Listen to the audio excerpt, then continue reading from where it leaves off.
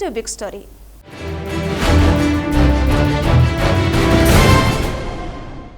Bio ఇంధనం ఈ పేరు కొత్తదేమీ కాదు. అన్నం పెట్టే నేల తల్లి నుంచి చమురును పండించి లాభాలు తెచ్చిపెట్టే పంటలను ప్రపంచమంతా ప్రవేశపెట్టేందుకు కుట్రకు తెరలేచింది. ఇప్పటికే వాణిజ్య పంటలతో ప్రపంచమంతా ఆహార భద్రతకు ముప్పు వాటిల్లే పరిస్థితి ఏర్పడింది. భవిష్యత్తులో శిలాజ ఇంధనాలైన క్రూడ్ ఆయిల్ లాంటివి నిండుకునే పరిస్థితి మరికొన్ని దశాబ్దాల్లో రావటం ఖాయం. ఇప్పటికే అమెరికా, దాని అనుంగు దేశాలు కొత్త ఆయిల్ నిక్షేపాల కోసం సముద్ర గర్భాలను చీల్చుతున్నారు.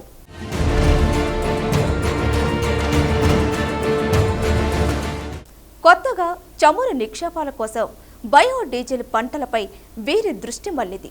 దీంతో ఆహార పంటల ఉత్పత్తికి ముప్పు వాటిల్లే పరిస్థితి ఏర్పడినది. బయోడీజిల్ కోసం ప్రపంచవ్యాప్తంగా వాణిజ్య పంటలను ప్రోత్సహించేందుకు ఒక అంతర్జాతీయ కుట్రకు తెరలేచింది. భవిష్యత్తులో ఆహార సంక్షోభం సృష్టించేందుకు ప్రయత్నాలు కూడా ముమ్మరమయ్యాయి. అమెరికా సంయుక్త రాష్ట్రాలకు చెందిన విస్తారమైన గడ్డి భూముల్లో బయోడీజిల్ ఇంధనం ఉత్పత్తి కోసం పెద్ద ఎత్తున వాణిజ్య పంటలను పండించనున్నారు. ఈ ప్రయోగం సఫలమైతే ఇకపై ఆఫ్రికా, ఆస్ట్రేలియా, భారత్ లాంటి దేశాల్లో కూడా బయో ఇంధన పంటల సాగే సంప్రదాయ ఆహార పంటల స్థానంలో రానుంది. ఈ బయో ఇంధనాల్లో ముఖ్యంగా సోయా, మొక్కజొన్న పంటలనే ఎక్కువగా ఉపయోగిస్తారు.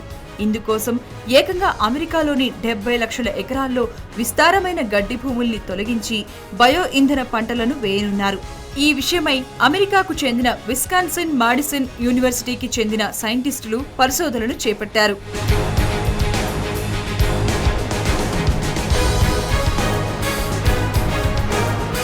అమెరికన్ సైంటిస్టులు వెలువరించిన ఓ పరిశోధనా పత్రంలో ఎన్నో విషయాలు వెలుగులోకి వచ్చాయి. వాటిలో ప్రధానంగా బయో ఇంధన పంటల కోసం పంటల భూమి విస్తీర్ణం విప్లవాత్మకంగా విస్తరించిందనే అంశం బయటపడింది. అంతేకాదు, ఈ పంట భూముల్లో విస్తారంగా వేసిన కేవలం మొక్కజొన్న, సోయా పంటల కారణంగా వాతావరణంలో విపరీతంగా కార్బన్ డయాక్సైడ్ శాతం కూడా పెరిగిందనే నిజాలు బయటపెట్టారు. ఇది ఎంతలా అంటే సుమారు 34 బొగ్గు ఆధారిత విద్యుత్ కేంద్రాలు ఉత్పత్తి చేసే కార్బన్ డయాక్సైడ్తో సమానమని పరిశోధకులు తేల్చారు.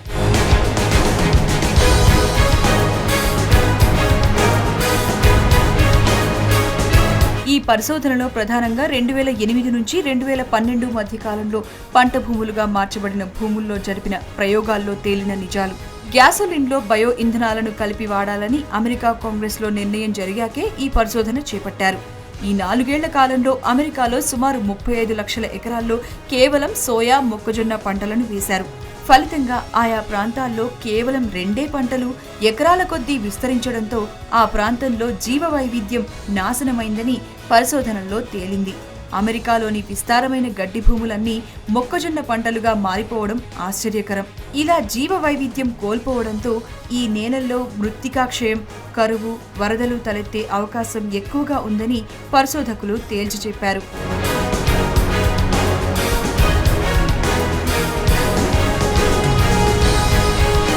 బయో ఇంధనాల వాడకం కోసం ఎక్కువగా గడ్డి భూముల్ని తొలగించడం వల్ల గాలి దుమారాలు, ప్రమాదకరమైన సుడిగాలులు వీచే ప్రమాదం ఉందని పరిశోధనల్లో తేలింది.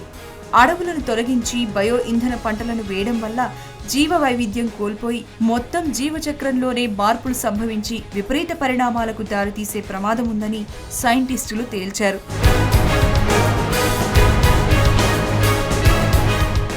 బయో ఇంధనాల వల్ల ప్రపంచవ్యాప్తంగా ఆహార భద్రతకు చిల్లు పడటం ఖాయంగా మారింది. అగ్రదేశాలు అవలంబిస్తున్న వికృత పాలసీల వల్ల జీవ వైవిధ్యం కోల్పోయేలా కేవలం బయో ఇంధన పంటలతోనే ప్రపంచమంతా నిండటం ఖాయమనే ప్రమాద ఘంటికలు వినిపిస్తున్నాయి.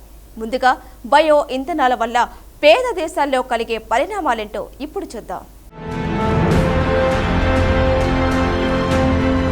సరిగ్గా 7 ఏళ్ల క్రితం ఆఫ్రికాలోని స్వాజిలాండ్ అనే దేశంలో తీవ్రమైన కరువు పరిస్థితులు చుట్టుముట్టాయి. ఆ దేశంలోని సుమారు 40% ప్రజలు తిండి లేక ఆకలి కోరల్లో చిక్కుకున్నారు. కానీ విచిత్రమేమిటంటే అక్కడి ప్రభుత్వం పశ్చిమ దేశాల మాట విని వేలాది హెక్టార్లలో అక్కడ స్థానికంగా లభించే దుంప పంట కసావాను పండించింది. ఈ దుంపను అక్కడి ప్రజలు ఇష్టంగానే తింటారు.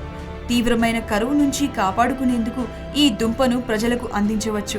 కానీ అక్కడి ప్రభుత్వం మొత్తం పంటను బయోడీజిల్లో వాడే ఇంధనాల ఉత్పత్తి కోసం విదేశాలకు ఎగుమతి చేసేసింది. చివరికి పశ్చిమ దేశాలు వారి పంటనంతా అప్పనంగా మూట కట్టేసి తిరిగి స్వాజిలాండ్కు దాతృత్వం మాటున కొన్ని ఆహార పొట్లాలను పంపింది. ఇది నిజంగానే మానవత్వానికి మాయని మచ్చ.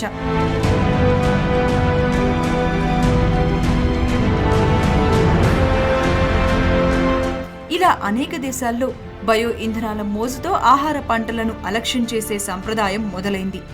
ఫలితంగా ఆహార భద్రత ప్రమాదంలో పడుతోంది. ఓవైపు అమెరికా, యూరప్లోని ఆటోమొబైల్ ఇండస్ట్రీ 3 పువ్వులు 4 కాయలుగా వెలుగొందాలన్నా పేద దేశాల్లోని ప్రజలు మలమలా మాడి చావాల్సి రావడం నిజంగానే దురదృష్టకరం. మరోవైపు ప్రపంచ ఆహార నిల్వలు గడిచిన 25 ఏళ్ల కన్నా అత్యంత కనిష్టానికి చేరుకుంటున్నాయి. దీంతో అటు ప్రపంచవ్యాప్తంగా ఆహార ధాన్యాల రేట్లు పెరిగిపోతున్నాయి. ఫలితంగా ప్రపంచవ్యాప్తంగా సుమారు 85 కోట్ల మంది ప్రజలు ఆహార ధాన్యాలు కొనలేని స్థితికి నెట్టివేయబడుతున్నారు.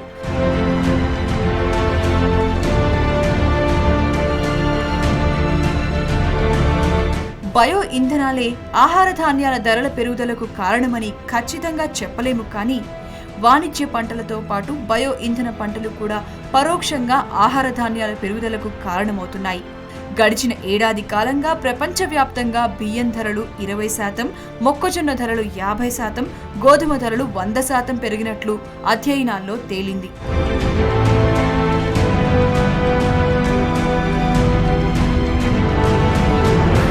డీజిల్, పెట్రోళ్లలో 5% ఖచ్చితంగా ఎథనాల్ కలపాలని నిబంధనలు చేశారు. ఫలితంగా ఏటా 7 లక్షల నుంచి 8 లక్షల టన్నుల కార్బన్ విడుదల కాకుండా అడ్డుకట్ట వేయవచ్చని అంచనా వేశారు. ఇప్పటికిప్పుడు బయో ఇంధనాలను వాడడం వల్ల వాతావరణంలో కార్బన్ డయాక్సైడ్ ఉత్పత్తి తగ్గినట్లు కనిపించవచ్చు. కానీ మొత్తంగా చూసినప్పుడు బయో ఇంధనాల వాడకం వల్లే వాతావరణంలో కార్బన్ డయాక్సైడ్ విడుదల ఎక్కువై గ్లోబల్ వార్మింగ్కు దారితీసే ప్రమాదం ఉంది.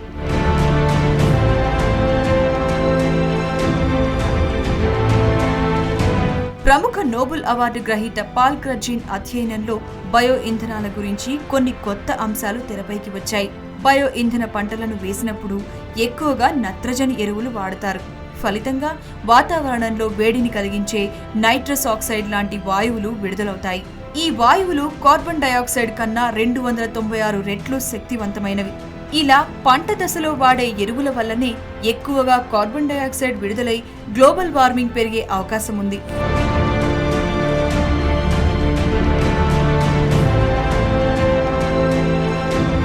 మరోవైపు ప్రపంచవ్యాప్తంగా బయోడీజిల్ ఇంధనం కోసం పెరుగుతున్న డిమాండ్ వల్ల గడిచిన 30 ఏళ్ల కన్నా ఎక్కువగా వ్యవసాయ భూముల విస్తీర్ణం పెరిగింది. ముఖ్యంగా అటవీ భూములను బయోడీజిల్ ఉత్పత్తి కోసం వాడుతున్నారు. ఫలితంగా అడవులు తరిగిపోయి వాతావరణంలో మార్పులు జరిగే అవకాశం ఉంది.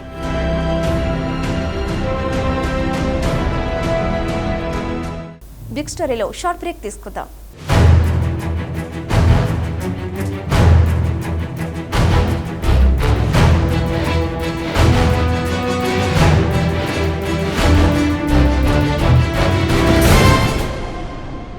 బయో ఇంధనాలు శిలాజ ఇంధనాలకు ప్రత్యామ్నాయం అని పేరు పడ్డప్పటికీ వీటి నిర్వహణ లోపాల వల్ల తీవ్రమైన ఆహార సంక్షోభం తప్పదంటున్నారు పరిశోధకులు. ముఖ్యంగా అగ్ర రాజ్యాలు లాభాల వేటలో పడి పేద దేశాల భూములను ఇకపై బయోడీజిల్ పండించే క్షేత్రాలుగా మార్చేస్తారని గత చరిత్రను ఆధారం చేసుకుని సెలవిస్తున్నారు. బయోడీజిల్ అనేది నేటికి పరిశోధనా దశలో ఉంది. ప్రస్తుతం ఉపయోగిస్తున్న పెట్రోల్కి ప్రత్యామ్నాయంగా బయో ఇంధనాలను ప్రవేశపెట్టాలంటే మాత్రం మరికొంతకాలం పట్టే అవకాశం ఉంది. నిజానికి సముద్రంపై తేలియాడే నాచు నుంచి కూడా ఈ బయోడీజిల్ను తయారు చేయవచ్చని పరిశోధనలు తేల్చుతున్నాయి. కానీ పెట్టుబడి మత్తులో పడిన కార్పొరేట్ యాజమాన్యాలు ఎకరాలకెకరాలు భూముల్ని కొనుగోలు చేసి ప్రభుత్వాల నుంచి సబ్సిడీలు పొంది బయో ఇంధన పంటల్ని ప్రవేశపెడుతున్నాయి. ఫలితంగా పంట భూములు ఆహార ఉత్పత్తికి పనికిరాకుండా పోవడం వంటి ప్రమాదాలు వస్తాయి. అంతేకాదు వ్యవసాయ భూముల అన్వేషణలో భాగంగా అడవుల్ని నరికేస్తారు. ఫలితంగా పర్యావరణంపై కూడా ప్రతికూల ప్రభావాలు పడే అవకాశం ఉంది.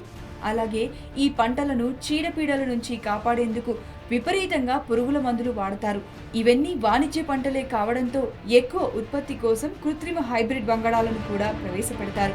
వీటన్నింటి ఫలితంగా మొత్తం జీవావరణంలోనే మార్పులు సంభవించే ప్రమాదం ఉంది.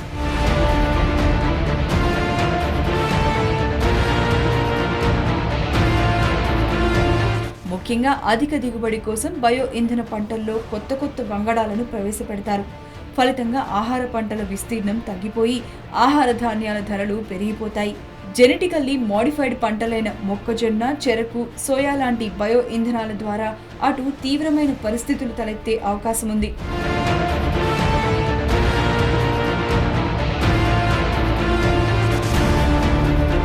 ఇక బయో ఇంధనాలపై క్యూబా అధినేత ఫిడెల్ కాస్ట్రో కూడా ఆందోళన వ్యక్తం చేశారు. ప్రపంచమంతా ఆకలి కేకులు వేస్తున్న తరుణంలో వారి నోటికాడ ముద్దను దోచుకునే కుట్రే బయో ఇంధన పంటలు అని విమర్శించారు. ఇదిలా ఉంటే అమెరికా, బ్రెజిల్ 2 దేశాలే మొత్తం జీవ ఇంధనాల్లో 80% పైగా ఉత్పత్తి చేస్తున్నాయి. అమెరికా అత్యధికంగా ఇప్పటికే జీవ ఇంధనాలను వాడుతోంది. పెట్రోలియంలో బయో ఇథనాల్ కలపడాన్ని 31 దేశాలు తప్పనిసరి చేశాయి. జీవ ఇంధనాలతో 13% ప్రపంచ ఇంధన అవసరాలు తీర్చవచ్చని అంతర్జాతీయ ఇంధన సంఘం చెబుతోంది. China, France, Germany, Japan, Spain, Sweden, అమెరికాలు జీవ ఇంధనాలు వాడి ఉద్గారాలు వెలువరించిన వాహనాలను తయారు చేసేందుకు ప్రణాళికలు రచించాయి. 2020 నాటికి Bharat, China, Indonesia, Malaysia, Argentina దేశాలకు జీవ ఇంధనాల పరంగా మంచి భవిష్యత్తు ఉందన్నది అంతర్జాతీయ విశ్లేషణ. ఈ పరిణామాలన్నీ జీవ ఇంధనం పట్ల ఆశ కలిగించేవిగా ఉన్నప్పటికీ దీని వెనుక ఉన్న అంతర్జాతీయ కుట్రను మాత్రం పరిశీలించాల్సిన పని కూడా ఉంది. అది ఎందుకో ఇప్పుడు చూద్దాం.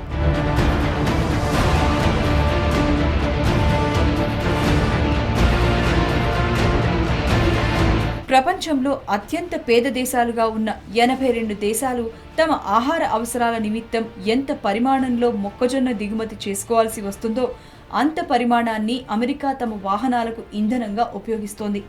ఈ దేశాల్లో ఎథనాల్కు, బయోడీజిల్కు భారీగా సబ్సిడీ ఇస్తున్నారు. మన కడుపుల్లోకి వెళ్లవలసిన మొక్కజొన్న వాళ్ల కార్ల ట్యాంకులలోనికి పోతున్నాయి. అంతేకాకుండా సుమారు 40% వరి పండించే పొలాల్లో మొక్కజొన్న పండించే ఎగుమతి చేయడం మూలంగా ఒకవైపు మన దేశంలో వరి కొరత ఏర్పడి విపరీతంగా వరి ధర పెరుగుతోంది.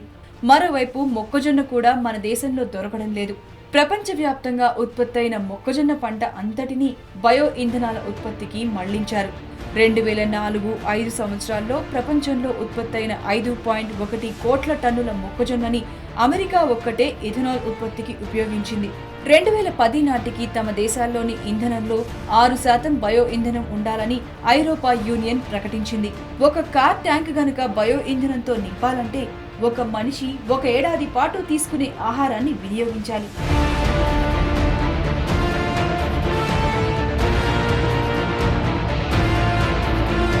మనుషుల ఆకలిని తీర్చాల్సిన గింజలను వాహనాలకు ఇంధనం ఇవ్వడానికి ఉపయోగించడం కారణంగా ఆహార ధాన్యాల కొరత ఏర్పడుతోంది. ఈ పరిస్థితులను గమనించిన ఇటలీ మాజీ ప్రధాని రొమానో ప్రోడి అమెరికాతో సహా ప్రపంచ దేశాలన్నీ జీవ ఇంధనాల వాడకంపై తీవ్రంగా ఆలోచించాలని, ప్రత్యామ్నాయాలను అన్వేషించాలని సూచించారు. ఈ సందర్భంగానే ఐక్యరాజ్య సమితి కూడా బయో ఇంధనాల వాడకంపై ఆందోళనను వెల్లిబుచ్చింది. పెరుగుతున్న జనాభా అవసరాలను తీర్చడానికి బదులు ఆహార పదార్థాలను ఇంధనంగా వాడటాన్ని తీవ్రంగా వ్యతిరేకించింది. ఇప్పటికే వాతావరణ కాలుష్యంతో ఆహారోత్పత్తుల ఉత్పత్తిలో 2% తగ్గింది. ప్రపంచవ్యాప్తంగా పెరుగుతున్న జనాభాకు అనుగుణంగా ఆహార అవసరాలు తీరాలంటే 14% పెరగాల్సి ఉంది. కానీ ఆ స్థాయిలో ఆహారోత్పత్తులు ఉండడం లేదు. దీంతో దేశాల్లో ప్రజలు ఆకలి బారిన పడుతున్నారు.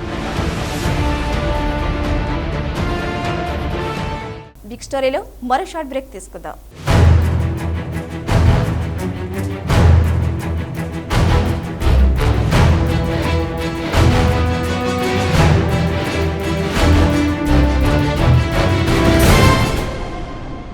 ప్రపంచవ్యాప్తంగా పెరుగుతున్న జనాభాకు అనుగుణంగా ఆహార ఉత్పత్తికి తగు చర్యలు తీసుకునే బదులు బయో ఇంధనాల పేరుతో తిండి గింజలను తగలేయడం తీవ్రమైన విషయంగా సామాజిక శాస్త్రవేత్తలు పరిగణిస్తున్నారు. మనుషులు ఆకలితో అలమటిస్తుంటే విలాసాల కోసం ఆహారాన్ని ఇంధన అవసరాలకు వాడటం సామాజిక నేరమని అంటున్నారు.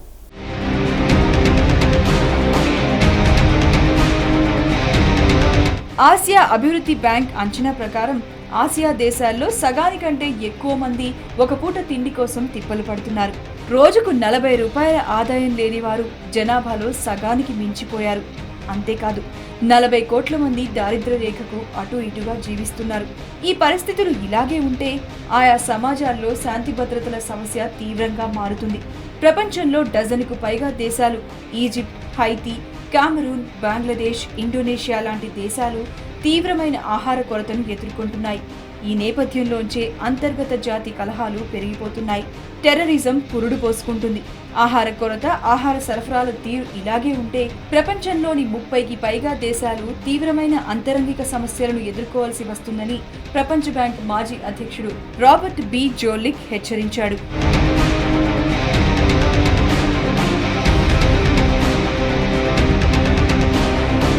ప్రపంచంలో 30% పైగా ప్రజలు పౌష్టికాహార లోపంతో బాధపడుతున్నారు. ప్రపంచవ్యాప్తంగా 80 కోట్లకు పైగా ప్రజలు అర్ధాకలితో అలమటిస్తున్నారు. 30 లక్షల మంది పిల్లలు, 3 కోట్ల మంది స్త్రీలు ప్రతి ఏటా పౌష్టికాహార లోపంతో చనిపోతున్నారు. అంతేకాదు ప్రపంచంలోని సగం మంది ప్రజలు అర్ధాకలితో అలమటిస్తున్నారు. ఈ పరిస్థితులు ఇలా ఉంటే అభివృద్ధి చెందిన దేశాలు మాత్రం ఇంధన వెతుకులాటల్లో బిజీగా ఉన్నాయి. ఇప్పటికే క్రూడాయిల్ కోసం ఇరాక్, లిబియా, సూడాన్, సిరియాలను రక్తసిక్తం చేసిన అగ్రరాజ్యాలు ఇప్పుడు జీవ ఇంధనాల పేరిట మరోసారి మట్టిని మింగేయడానికి వెనుకాడడం లేదనేది వాస్తవం.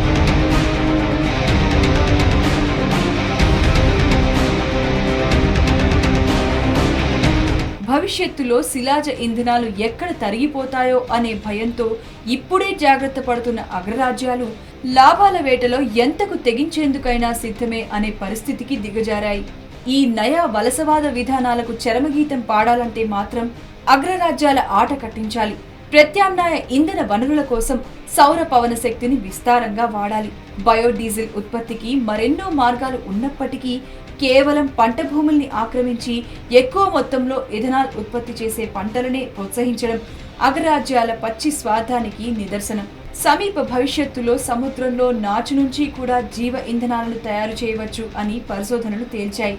కానీ ఇవేవీ లాభాల వేటలో పడ్డ పెట్టుబడిదారీ కంపెనీలకు చెవికెక్కవన్నది శతాబ్దాల చరిత్ర చెబుతున్న పాఠం. సమీప భవిష్యత్తులో సముద్రంలో నాచు నుంచి కూడా జీవ ఇంధనాలను తయారు చేయవచ్చు అని పరిశోధనలు తేల్చాయి. కానీ ఇవేవి లాభాల వేటలో పడ్డ పెట్టుబడిదారీ కంపెనీలకు చెవికెక్కవన్నది శతాబ్దాల చరిత్ర చెబుతున్న పాఠం.